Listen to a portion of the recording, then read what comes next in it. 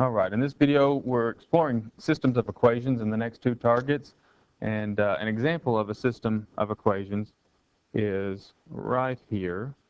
And when you're solving a system of equations, you can solve it just by looking at it and trying to figure out what two numbers would satisfy both equations, or you can use one of the methods we're going to learn. But first, let's just try thinking about it. What number, x, do you add to another number, y, to get 5? So that's for the first equation. There's several options. 1 and 4 will add to make 5, 2 and 3, 3 and 2, 0 and 5. There's all kinds of numbers that will add to make 5.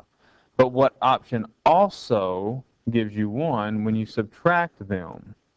So that would be the option 3 and 2. 3 plus 2 would make 5. 3 plus 2 would make 5. And 3 minus 2 would make 1. So the answer is x value 3, y value 2, so you would write that as an ordered pair 3, 2. So that one, straightforward. We could think about it and figure it out, and that's solving a system. In Learning Target 7, we will solve them by graphing, and in Learning Target 8, we'll solve them by using algebra, so solve them algebraically. The words we'll use are substitution and elimination, so we'll learn two different ways in Learning Target 8 to solve them. But for today, Learning Target 7 is just about graphing. So when you graph a system, when you're solving a system by graphing, we're going to graph both linear equations on a Cartesian coordinate plane. That's what the x and y axis is normally called. And then we'll interpret our graph as one of the following situations. When you graph two different lines, they can do one of these three things. They can intersect, they can be parallel, or they will be the same line. So when they intersect, like the example that we were just looking at, that would have been an example of intersecting lines. You just have this point where they intersect. You have one answer, the x and y ordered pair. In option 2, lines could be parallel, so they don't intersect. They don't share any points. There's no points that work in both lines, so that answer would be no solution. And then finally, kind of illustrated by our blue over red, when you graph the two different lines and they end up being the same line, blue and red combine to make purple, so that's what that's signifying there. When you have this situation, there's infinitely many solutions. Eventually, once we have one of these in class, we're going to talk about what that really means, because if you're saying there's an infinite number of solutions, I'm going to then ask, well, name one. And that can be kind of confusing if you're not really understanding what you're doing, so we'll talk about that when we actually see one come up in class. But for the rest of the notes, we're just going to look at one example here.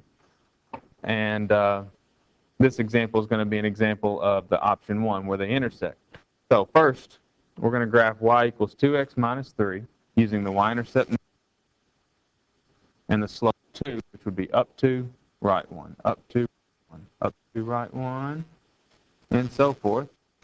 And I'll grab my line tool here and graph that line. So there's the blue, first equation. Then in red, it's not ready to graph the second equation, not in slope-intercept form, so I'll subtract x, 2y equals negative x plus 14, then divide both sides by 2.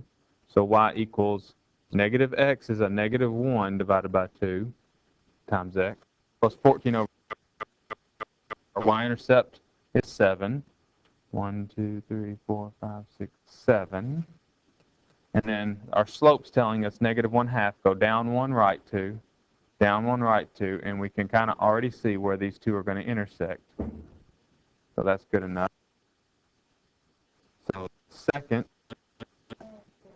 line would be here. So this is an example of option 1 on the previous page, lines intersecting. So we have one answer, an ordered pair. And that ordered pair is 4, 5. So before we leave this, I want to make sure that you see why that works. It found us the answer, x is 4, y is 5, and if we plug it in into the blue line, if we put a 4 right there where x is, it says 2 times 4, which is 8, subtract 3, it gives you y value 5. So 4, 5 works in the first equation. And then if we plug 4, 5 into the second equation, then we'd be putting a 4 for x and a 5 for y. So 2 times 5 would make 10, plus the 4 makes 14. So, yep, it works there too. So that's solving a system by graphing. You graph the two lines on the same coordinate plane and look to see if they intersect, or if they are parallel, or if they're the same line, and then interpret that answer. In Learning Target 8, we will look at how to solve them algebraically, but we will still have the same 3 options: one answer, an ordered pair, no solution, or infinitely many.